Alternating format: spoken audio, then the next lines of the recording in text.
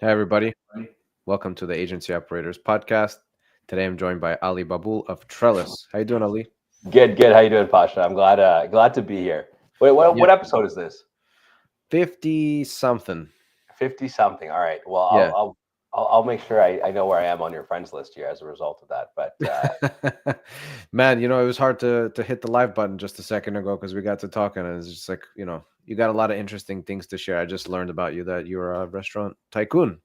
oh, That's very cool. I wish tycoon would be an interesting adjective to describe it. But yeah, I grew up in restaurants. It's that's my background. Been cooking for years.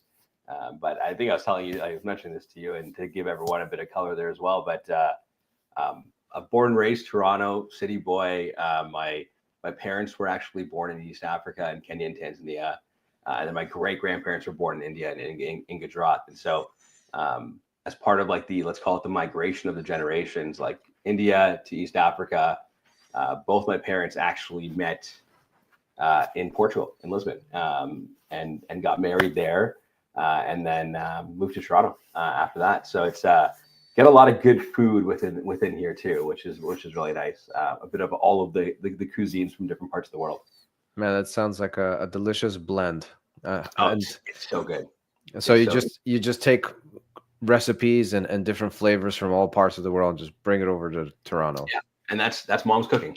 And that's like literally what I get to go home to, or when I do get home there, it's they're actually not too far from me, but when I do get home, it's always a bit of everything, right? Whether it be the Portuguese and the bitok and um, your fishes and everything from there, or like your East African barbecue and then you go into your India and you go into the curries and everything as well. And so if you imagine these spices, they actually complement each other really, really well. Yeah. Right. And so I think your piri piri, everyone's got a Nando's somewhere in their world, I believe, but think you're like piri piri, think you're piri piri chicken. And then imagine that on like an East African style barbecue. Imagine that with like a tandoori kind of component put into it for your chicken, and that hitting you on a charcoal grill. Right. I'm getting hungry thinking about Yeah, it. me too. Me too. We got to start talking about marketing because I That's don't know it. That's what in my it. kitchen. Yeah. Well, But I will cook for you at some point, Pasha. That's a promise. I'm looking forward to it. I know we last time I bumped into you was in Seattle, but Yep. unfortunately, you were busy talking on a stage. I couldn't ask you to bust out the grill at that point. So Yeah. Yeah. next time we'll make some time. But I should add it to the conference booth. It's part of the rider, just a barbecue. yeah, Um, I mean, like that's the best lead gen, right? Who wouldn't come to the smell of some nice. yeah, So, it is true. um, you had a digital agency Yeah, before, right? In those restaurant days, I'd love to yeah, hear more about that. And then just kind of leading into like, what happened. I know you mentioned some COVID, and then you got into Trellis at that point, right? yeah, yeah, So yeah. so yeah, please tell me. Well, so a lot of like came out of college. I think I started college with a biochemistry degree to finish college with a international management degree. But might be going too far back there, but started always had families in our restaurants in our family, right? So actually opened up a restaurant with all of this recipes with my mom's cooking, and opened it up with her, which was super fun. But digital has always been a part of that. So what was happening was that the restaurants were like a big part of my life, a big part of what I enjoyed. But I had a few different startups that were always just too early. Like when WebGL came to life, and bringing like 3D and all of that to the web, and what that is today, awesome. Everyone loves it. VR, all that stuff's there. 12 years ago, 13 years ago, Yeah. a little too early in terms of mass market adoption, in terms of getting people to buy into what that vision was. And so it was always something there. And then worked at an innovation shop, which is probably the only other job I've had for about a year there as well, and solving what does digital, what does innovation look like as apps and websites and digital marketing just had a massive inflection, right? That, let's call it that Web 2.0 Hmm. time period.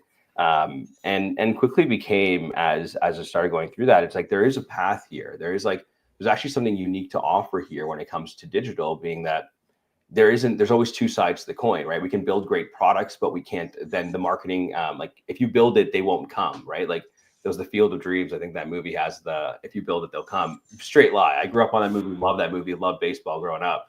And so I was like, okay, they'll come, but they won't, right? And so how do you create digital experiences that solve for that, whether it be in the e-com world, whether it be in the retail world or various different industries? And that's where the agency was born from. Starting on the product side, pulling in the marketing. We actually acquired a marketing company along the way and having dev, and then building out e-com experiences for various different brands. You think of your Audi Canadas, think of the Toronto Raptors basketball player as part of that as well.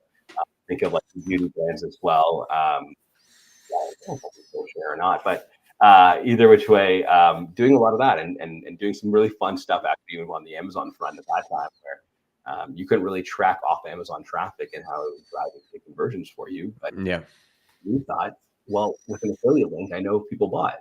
And so we were actually running a bunch of affiliate links, and once they expire, we would change it up again, but it gave us attribution. That's a big part of what we're always looking for. And so ran the agency for about 8 years, grew to about 18 people, myself and my co-founder, Paul. And I think a lot of it at that point, and I've actually talked about this, I think on Will Christensen's podcast there as well. And actually even with Michael Maher as well too. But you get, and you know this, Pasha, you run an agency yourself, it gets tiring. Like it's very easy. It's really fast. There's your 9 to 5 is making sure that you're doing right by your brands on a day-to-day basis, thinking for today, but also thinking for tomorrow. Right. Then the next part then is, well, your 5 to 9 is okay, I'm going to go to these conferences. I'm going to go for dinners, the coffees, the drinks. You're always looking at growing as well. Right. So it's always taxing. And we all started this for a certain reason. Like if I ask you, Pasha, why'd you start AMZ Optimized? It was, I was a lonely seller. It's lonely being an e-com seller and just focusing on one brand. And I wanted to put my skills to use in other ways and just see what's out there as well. So you've been successfully been able to do that. Like how many brands do you work with now? We have a little over a dozen. We're pretty small, but we're not the cheapest offer out there. So we're selective about who we choose, but we love the brands that we work with. Yeah, and like you're kind of being able to scratch that itch, right? Like it's can I do this at scale? Can I do this for other brands? You have a philosophy and an approach towards it that will help drive revenue that you've tested out for yourself, right? On your own brands, and I think it's exciting. And at a certain point, and I know that when we started the agency, it's always like, can we build cool shit? Can we market cool shit? Can we actually do stuff that impacts and changes businesses? And as time went and COVID hit and everyone kind of moved home and we were all working from home, and you're looking at death tolls on the TV every day. And that's just a perennial stat on the bottom right corner of pretty much every channel that existed from a current news standpoint during that time. You start to ask yourself a lot of questions. Well, at least I did. I was like, what am I doing this for anymore? Right? Like if we're just racing to death, there's something, and whether it be COVID or not, was relevant. It was more of death is inevitable. Which I don't, might be getting a little too deep and philosophical here, but if we're racing to it, what is the why? The why we do things becomes more important. How we spend our time becomes more important. And reevaluating, does this bring me as much joy as it once did? Right? And where am I going with this? Where do I want to go with this? And Paul and I actually had a lot of conversations to that effect. But that quickly turned into, you know what? I think we've put in all of the time that we have. We want time back. We want quality time with our people. We want to not make the sacrifices. And I'm sure you understand that, and other agency owners understand it as well. Or even entrepreneurs and brand owners too, right? There's always a sacrifice you're making with the notion of in the future, you won't have to, right? But that future seems so bleak and far away sometimes, right? And so actually taking control of that and saying, how do we get that time back? And we've built something great. We've done some great work. And so we went down that path, acquisitions and everything. And everyone solves the money, which we were always profitable. So it wasn't really too much of an issue, but no one ever solves the time, right? Come and work for 2 years, stay here for 3 years. Whether you're an agency owner or a brand owner, it's the buyouts, the earnouts and everything between. But then again, I still haven't solved for time. And so we actually made the difficult decision to sunset the operations at the end of 2021, end of 2021. Beginning of 2022, told all of our clients, hey, we're done. Helped set up all of our employees with different gigs and different jobs along the way there too, because time was important and chasing happiness is hard. So why didn't you sell? They wanted us to stick around for some time. Oh, I see. Yeah, they call it golden handcuffs, right? the golden handcuffs, right? And so if I'm going to be here for 2 years, I might as well do it myself. What do I need them for? Like we were doing well, right, and growing as well. And so Paul and I are like, hey, you know what? Let's take the money we have on hand and let's keep going, right? Like that's a good exit for us. We did exactly what we accomplished, we set out to do, and let's figure out how we can solve for quality time and what that looks like. And I've known the guys who founded Trellis for years. Actually coming up to about like 10 or 11 years at this point. Wow. And worked with them some of their earlier startups, and all of the founders actually came from like a various different e-commerce or e-com analytics or anything like that, or that kind of world, right? And their vision very clearly became, we provide this data and we provide all these analytics to all of these massive brands, and it's great. And then oftentimes they don't do anything with it. They don't know what to do with it. And let alone, how do we democratize that for any brand that exists within the e-com space? And that's where Trellis was born from, where it's like, okay, we have data, we know how to get that, we know where to get that from, we know what to do with that, we know what kind of insights we can garner from that. But let's make it easier to automate. Again, we look at the ad side of it, whether it be the pricing side of it, looking at promos, looking at content, because those are the 4 levers that drive all of it. And that's what got me really excited. Like I've been at Trellis now for 3.5 years, coming up to 4, I guess. But where we're going with it, that no one was thinking about it this way. No one does think about it this way. We often get lost in what's my ACOS, and I need to figure that out. And I'm looking at advertising only, and you know this because you're a smart dude, and we've had these conversations before. But price matters. Your promotions matter, your content matter, and all of that will impact what your ACOS is, right? It'll impact your advertising. And so when we look at just one, it feels futile. It's not all encompassing. It's not the only way to grow, or it isn't the only way to grow. It isn't the only vehicle to pull or to drive to grow. Anyways, so that's where I was always really enamored with the vision of the product, and successfully been able to build that and continue to evolve on that as well. And so joined about 3.5 years ago, man, and it's been an absolute wild ride to, like, at that point, I think it was like 50 brands to the few hundreds that we have today. And people, you build good tech, people love it, right? And are we actually helping, right? It comes back to, we started that to build cool shit and have impacts in that way, and starting the agency. And my why hasn't really changed. Quality time, I think I might have a little bit less than that. It probably was foolish to jump right into a startup when that's what I wanted, but I'm a sucker for punishment, I guess. But it very much is that the impact that we're able to make, right? That brands can be better, that we can democratize these larger data sets that always existed for other brands, larger brands that can pay for it. Your Unilevers, your Pepsis, your Cokes, that can always pay for all this stuff, right? And have access to all of it. Well, can we do that for everyone else? And then can we make it actionable for everyone else? Can we bring in automation and self-learning for everyone else too? And that's, again, it's really where we are today. There's still a lot more we want to get to in terms of the overall vision. But it's been nice to be able to see the impact that we're able to take. Amazing. Yeah. And AMC is no different. Lifetime value, customer acquisition costs, all these things we're going to get into, I know. But yeah, the golden ratio. That's what That's what I was gonna say. Like, during your talk last year, that was something that you brought up, and I really felt like that was at the heart of just generally what's going on in our Amazon ecosystem. Yeah. Is this new understanding of what are those metrics mean, right? So traditionally, like with the clients that we've worked with, maybe the ones from a couple of years ago that weren't as keen to whatever KPIs, or they're focused on their manufacturers, right? Or they're focused on designing their brand. They're hiring us to know marketing, right? And so we're having those conversations a lot about what was the ACOS last week, what was the ACOS yesterday, or even today, right?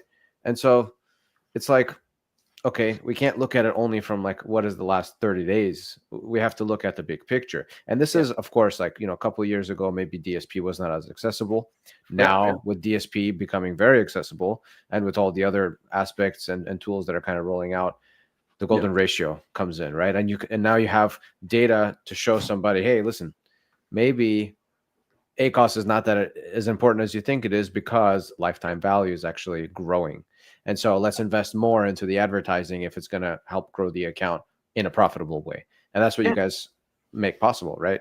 And that's entirely it, right? Like, I think the a few parts there too, as you mentioned, people are shifting, and we kind of have to, right? Like, think about the world that we live in today, where CPCs are only going up. That's not changing. And even on Amazon, whether you sell on Amazon or not, now you can actually go after the same placements, right? Like, you're looking at that thing, as Amazon calls it, like there's the endemic and the non-endemic, right? And so that's not going to change much, right? There isn't any more placements that you can really get or they can really create.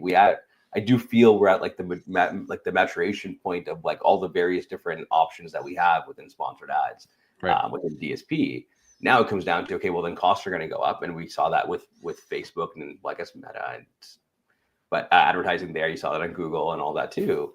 And so then it becomes, okay, well, if we're all costs are rising in multiple different ways, and we can talk about fees all day. We can actually, there's a component of tariffs I'll bring up at this point at some point too. But if costs are all changing, and all of us have watched the same videos, learned from the same gurus, tried out our own different strategies, and we all do it probably, arguably, a semblance of a little bit different than everyone else, right? Like just a little bit, right? But is that little bit enough ever? And oftentimes it feels like it's not, right? And so if we're running the same strategies, we're doing the same things that our competitors are. It's the same playbooks, it's the same approaches, right? And that's where things we need to change. Like it's a big part of what I talked about at Accelerate at that time, something that I keep talking about today, being like, if what we do today and we look at how we operate in this world of Amazon in the same way and keep going back for more and more, we're gonna lose. And there isn't that room for us anymore to do that. And so looking at lifetime value, looking at customer acquisition costs, starting to look at and changing our behavior to say, well, what's important to us?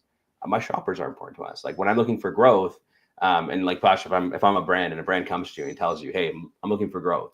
I want to make sure I grow. What do you do? Like, how do you go out? What are you going to do from that standpoint? I mean, you're looking for the areas of opportunity, right? Yeah. Like what are the low hanging fruit, and then what levers are available to us, and then just, you make a formula, but you follow the same principles every single time, right? Absolutely, right. So it's going to be, okay, well, these are the low hanging fruit is the keywords, right? And I know you do a little bit on top of that as well, and I know we'll get there too. But it's the keywords. But really, your sole goal there is to acquire new to brand customers. Yes. Right. That's where growth comes from, right? Right. And then the other half then becomes, okay, well, I can get the customers. We can see the growth coming in, but no one buys again, right? And I think you get that problem where people have come to with that problem before. And in that world, then it becomes, well, I need to go and get more repeat customers, right? And so talk to me about that. What do you do for that? I mean, the easy answer is subscribe and save, but there's probably more, right? There's retargeting with DSP, for example, comes to mind, right? There's a couple different things you could do. Yeah, and there's a lot of different ways you can slice and dice that, but it comes back to repeat customers, and then the other part becomes, well, increasing my AOV, right? Those are really the three things that we're always trying to do, right? It's increasing the brand, increase repeat, and increase AOV. And really the way to actually capture all of that, all we're going against, and all those three strategies are to increase my lifetime value of my customer, right? And decrease my acquisition cost. That's fundamentally it. And it's no different in any business. It's just for some reason we've gotten so focused on ACOs at this, like we've gotten so locked in on these things and brand owners across the board, right? And I've always respected you and what you're doing with AMC Optimize because you think differently. Like you have been thinking differently, and it's important for your agency to think like that for you, and that's what you're coming to them for, right? And so like it's with AMC, you have so much more opportunity now, right? You have a lot more data sets that you can come into, and like AMC started as the how do I show that DSP is working? Right. As the solution. Yeah, because DSP, sometimes the data is a little convoluted. Like you look at it and say, oh my God, like ROAS of 1,000, right? Or whatever. Like you have those inflated numbers. The reason why is like sometimes there's like some double dipping in the data and everything. So AMC just helps you kind of clear some of that up and just like, show that there is some continuation. And like that continuity is important, starting with like what you were saying earlier about attribution. Like back in the day on Amazon, I would throw Google ads on a listing and, maybe it'll make some sales. But now that, that you have like this brand referral bonus and attribution links and things like that, now you have AMC and you can look at DSP and like all these. So I agree with you that this is nothing new, but Amazon has designed their system and their advertising platform in such a way that they like to be a little bit, you can call it discreet about certain data that they release, and they're very careful about what they say, and so, or what they make available to regular people. So that's why the focus has been ACOS, because that's all the metrics that we've have. Like there hasn't been many tools up until the last couple of years. That's it. It's kind of the proliferation of this access that we have to even look at it this way and track it this way as a result of where we are with AMC and where Amazon's actually unlocked that, right? And so a lot of what we're talking about is shopper data. That's like, we do this, like if you have a D2C or anything as well, like you already do this, like think email marketing and segmenting out your shoppers and your abandoned cart emails and all of that, right? Like DSP is a big vehicle to help solve some of those, like a conduit for a lot of the strategies that we do on the D2C side. But we can do that on Amazon now, right? And like that's the big change, right? So if now with AMC, I have all of this data on my shoppers. I know literally every what they call events, right? And so I know literally every event that they do, which ad they saw, what was their first ad, their second ad, what did they buy, which keyword got them to where they needed to get to, right? So it's like now I can actually change that approach, right? Where we've known for years philosophically that this is the three things we're doing, and ACOS is the vehicle for us to be able to track and measure some of the success there. Again, obviously total revenue and unit to order increase and subscribe and save and fine.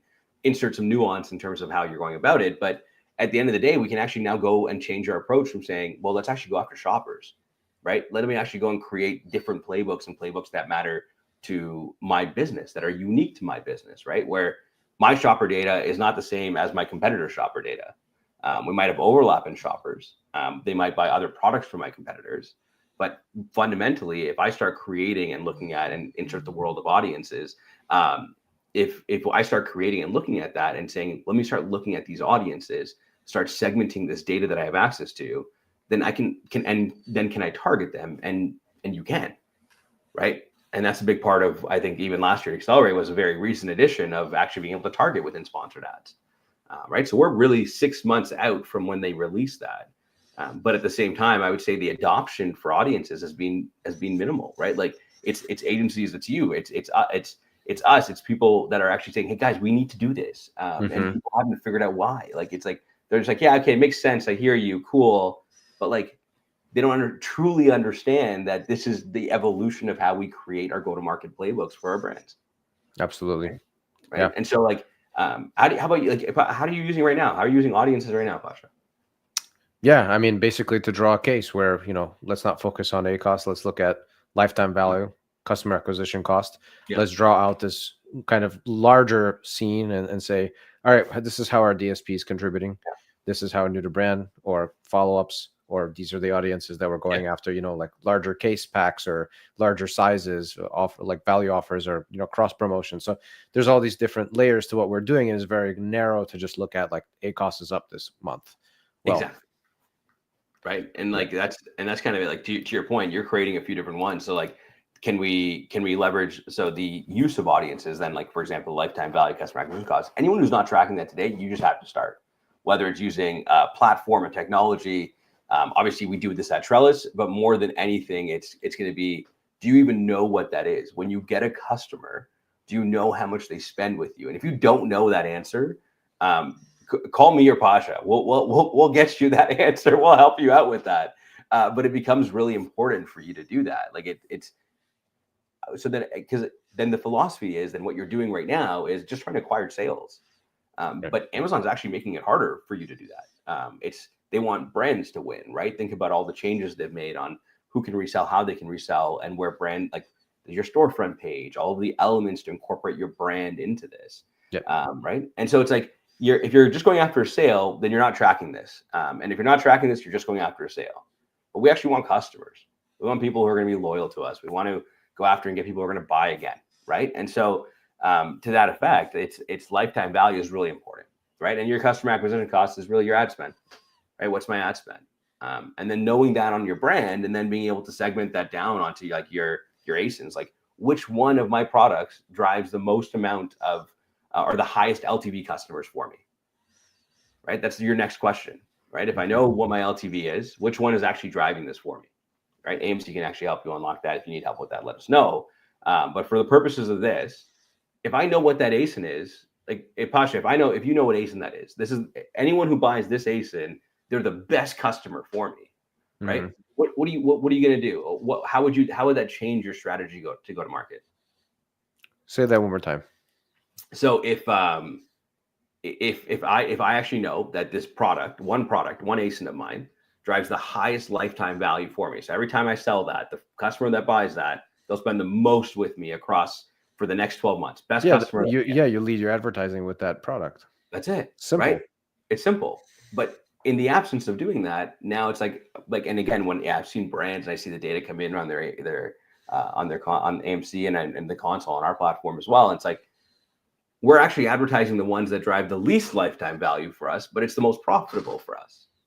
Right. So it's like, now you start changing your approach where it's like, okay, well, but we make a lot of money here, right? Like, again, but that's not actually getting me a customer that will spend money with me in 3 months from now and 6 months from now.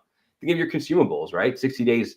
Let's say it's a 60-day replenishment cycle. I don't have anything on my desk that's a consumable. But I love granola bars. Made good granola bars, my absolute jam. I order them off Amazon. I got subscribe and save going, which whoever's running that promo strategy there, let me know, because I always just resubscribe and save because I save a lot of money.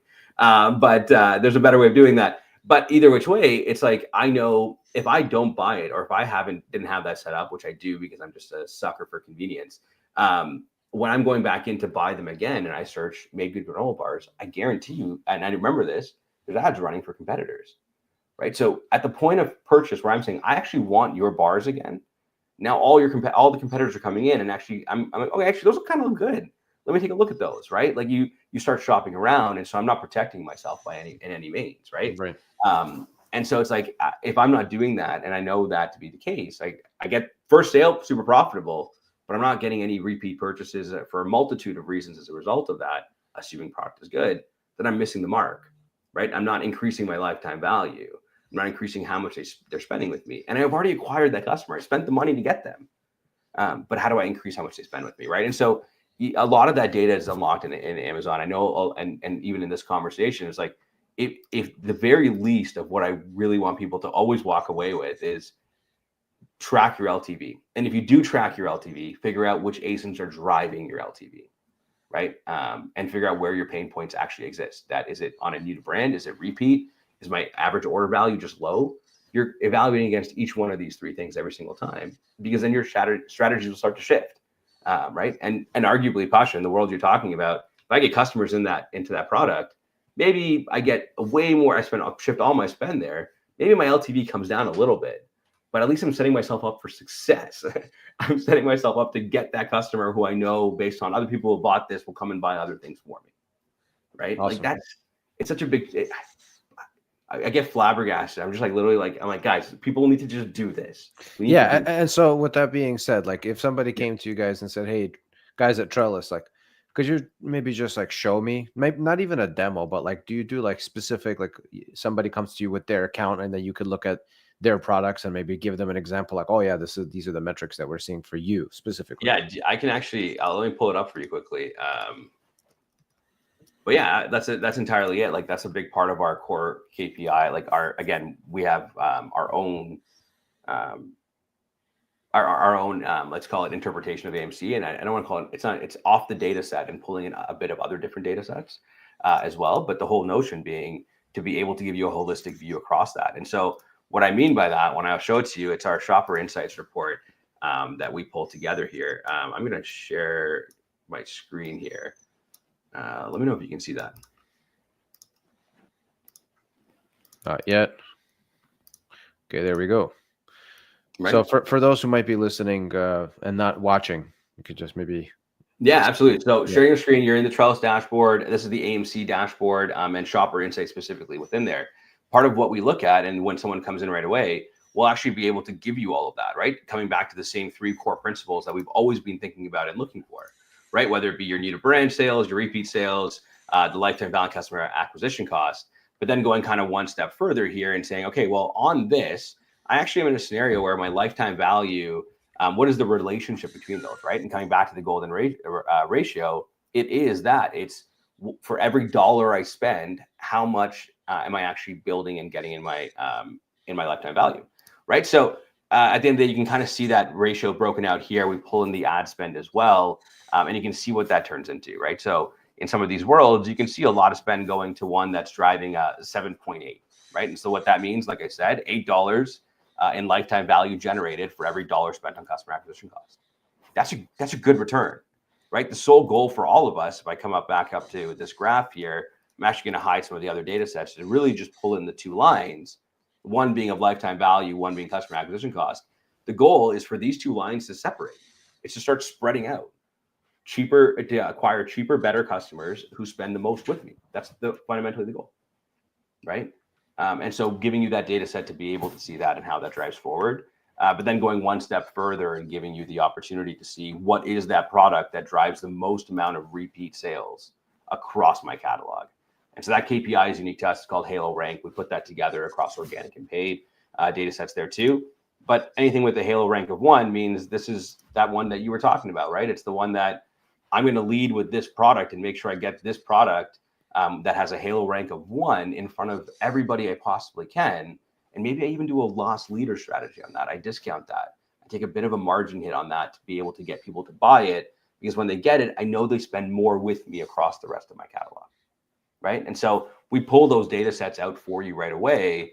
And then again, taking that one step further to exactly what I was talking about earlier, it's like, started with we know data comes in, we have all the access to that, can pull some really nice insights towards that, but then the action of that, right? So let me go and actually create an audience from that, right? And you can fill that out with the name, description, your tags, whether you want, what date of reference you're looking for, whether it's 30 days, 60 days, whatever the time period and time horizon is, and whether you want it to be static or dynamic, right? Do I want this list to consistently update every 5 days, 7 days, as sales keep coming in, so that I can use that audience and target for whether it be on a retargeting standpoint, or it's on, and so I know they bought this product, let me actually send them, sell them the next product, right? And so various different templates underneath here to start from, and then again, looking at kind of your approaches on the audience level, right? Whether it be your exact all the way down to your most broad, to then create, and then Bob's your uncle, so to speak. Well, Bob's not your uncle or my uncle. I hate that saying. But you're actually able, your audience is created that you can start leveraging and start running, whether it be through DSP, or it be through your sponsored product ads, your sponsored ads rather. Right. And so to answer your question most directly, we know that this is something that we've always wanted, but now we have it. Right. And now we can start actually building out audiences. We can start building out strategies that take into account our shopper data. It's no longer keyword only, it's keyword plus audience. Right. Awesome. There it is. Yeah. So that's one aspect of the AMC offering here, and one aspect of it all. But it's the idea comes back to the same crux, right? From this, we can do so much more. We can, and how we actually look at our overall impact to profit. Pasha, I'm going to ask you this. I know tariffs is a hot topic right now, and I don't think anyone's ever done this before and linked tariffs to AMC and why AMC is a solution. But talk to me about your brand, like the brands that you work with and you manage. Are you seeing impact there? Are you seeing an impact? I mean, I think for a lot of people it's a little bit early, but the further in we go, we'll definitely start seeing impact. That's interesting to plug in tariffs into AMC. It just kind of like create like a point in the timeline when they started and just kind of track from there, right? Yeah, you could actually see against a certain time period, which would be interesting. But I actually think that there's definitely an opportunity here because tariffs are impacting your landed cost, right? We're looking at price around there as well, and what people are doing with their price, and how they're adjusting that. But I do think that there's a really interesting opportunity where now more than ever, it matters for you to get the best customers for you, right? Not just acquire a sale. That if I spend the money to acquire them and my margins are this tight, and where they are tighter as a result, I need to keep them longer. I need to maximize the value I get. You're focused on lifetime value more than ever. Exactly. Right. Yeah. So it's like now you're forced to be in this world, right? That because this is the only way to solve it. Obviously change your price, but you need repeat customers. You can't just rely on ads forever. Otherwise, it's a business model that's doomed for failure with slim margins and other things. Yeah, that's it, right? And so you start seeing that, and on whether it be, and I say this to everyone: anytime you leverage audiences, our audiences specifically on Amazon, you want to make sure that they're audiences of your customers. If I go and create a lookalike audiences of my abandoned carts, those are just more people who didn't buy, right? There are ways to retarget them, though. I know you run those strategies for the abandoned carts through DSP, which is completely valid. But when you're looking at it for like top of funnel kind of stuff, when you're looking at it for looking at like even increasing your LTV and acquiring those kind of customers there, you really want to focus on customers. That's going to be the biggest way to get those results at your top of funnel, middle of funnel. And then your bottom funnel is going to be, hey, people who didn't buy, can I get them to buy again? Or can I get them to actually get in front of them to buy at that point? But it's like audiences are actually the solution to that, even though that's what we should be doing. And this is the real solution towards where we can actually start driving and acquiring better customers from a data standpoint, and from a brand standpoint. And we just need people to do it, or actually and understand what it means for them. And so like I know, and like Pasha, I know like the brands that you work with, like how many are in like the consumables or durables? Like talk to me a bit more about that. Like, do you see a difference there? There's a good bit that are, and I think that I see more success typically with consumables, anything that can do subscribe and save, right? Yeah. Because it has that stickiness and you can increase lifetime value easily on the platform that way. That's the easiest way. Yeah, absolutely. Right. And I think anything that to your point, it has the repeat purchase ability, right? That it's going to run out. Right. And it gets harder and harder as it gets a little bit harder on the durable side. Think like your hard lines, your furnitures and all of that, but it doesn't negate the notion of if they buy this from you, will they buy something else from you? Right. Like if I like to use rugs all the time as an example, but I got 6 rugs in my house. And when I say that out loud, I feel that sounds aggressive, but I got 6 rugs in my house, and they're actually from 2 brands though. Like I love my Ruggable. I got a dog. When you need a new rug, you think of them, right? You don't buy them often, but they're like, how many rugs? Like how many rug companies do you need to know, right? Like it's one of those things. Right. And that's so even the hard lines part becomes important that yes, did this person buy again? What did they buy after? Right. So you can still track that. It's over a longer time horizon, but I can still understand my customer acquisition cost. I can still leverage that data set. It's just I think we get caught up in the consumable part. And we all talk about that a lot more. And because I've gotten this feedback, like, oh, yeah, everything you say is for consumables. Everything you say is for, repeat purchase. I sell one product and no one's going to buy a bed from me again. But it's like that still matters to you though. Like what is the life? Can you get a customer to buy something else from your brand? And can you do that? And that becomes a lot more important too. And how much does it cost you to acquire the customer as well? Those are all still relevant questions. It's just over a longer time horizon. And it's more of a cross-sell play than it's a repeat play, right? And so it's an interesting parable there as well. I will say there's one more use case that we haven't talked about and not enough people leverage, but it's the ability to bring in your own first-party data, right? And so, Pasha, did I see you? I didn't see you at Prosper actually. No, not at Prosper. Yeah, but there we've been looking at this for a while and saying, well, now how do I go cross-channel? Right? Imagine having my D2C data, and you probably see this all the time. And tell me if this is true for any of your brands. They're like, hey, like my D2C sales are down. Can you tell me if Amazon's taking them? Everyone is always looking for cannibalization. Yeah, like as a way to understand what's going on. Exactly. Right. And so it's like my D2C sales are down. Is my Amazon sales up any bit? Like what happened here? But this like revenue leakage that happens because not a lot of brands can offer prime shipping for their products across any, let alone North America, or if you're operating in other geographies as well. Yeah. So then people find it, they get the ad on socials, and I'm like scrolling TikTok or whatnot. And if you don't have a TikTok shop, you should probably look at that too. But that's a separate conversation around diversification, building a brand. But the point becomes like, okay, well, I'm losing that customer because they want it tomorrow, and Amazon's spoiled all of us as consumers. I'm like, I want something, I want it now. Right. I'll do the overnight shipping and grab it from my door at 7 a.m. when I wake up. Like it's I want it now, right? And so we all go to Amazon then to try and find it. Now the next conversation goes, well, if I know what that abandoned cart data is from my D2C store, right? Can I not pull that into Amazon, create an audience, and target those people to make sure that they don't see a competitor ad and I don't lose them that way? Right? Because once they go to Amazon and they search it, they're going to start seeing competitors too, right? So now all of a sudden, looking at a shopper playbook, there's so many different things that I can do and segment from my D2C data and bring that into the Amazon ecosystem, right? To make sure that that customer doesn't lose. I don't lose that customer. And I can keep that customer with me, right? That someone who's willing to go to Amazon for the shipping is going to do it, but they may start to decide about another product now. Now they're literally in if you think of a real world example, when they go to Amazon, they actually are in like a store. They have a shelf of all of these products and they're looking at all of them, even though they know the one they want, but they're going to evaluate. They're going to let me just double check. This one's actually a cheaper price. Maybe I should get that one. right? Like you're losing that customer. And we actually, any of us that have D2C, and I talk to a lot of brand owners, it's only like 20% of their revenue. Fine, some are a little bit lower or higher, but you're potentially losing that sale to another customer. So revenue leakage is another one, and pulling in your D2C data.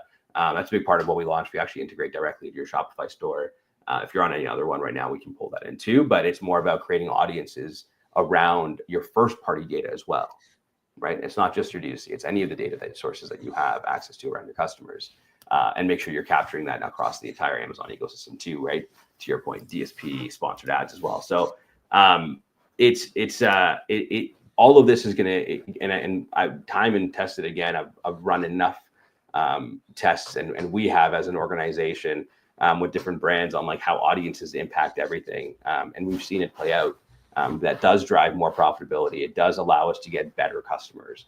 It does allow us to decrease our customer acquisition cost, right? And so this isn't a theoretical concept. This is stop doing what you're doing, and doing more of the same isn't going to work anymore. Start doing something to actually impact these things.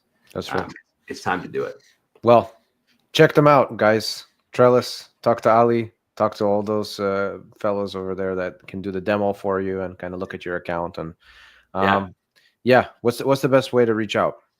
Hit me up on LinkedIn, Ali Babul, ALIBABUL, or alternatively, ali@gotrellis.com, right? So ali@gotrellis, GOTRELLIS.com. Awesome. I really enjoyed talking metrics. Thank you for the golden nuggets. Quite the same, man. I appreciate it. Thanks, Pasha, for having me. All right. Thanks, everyone, for listening. See you on the next one.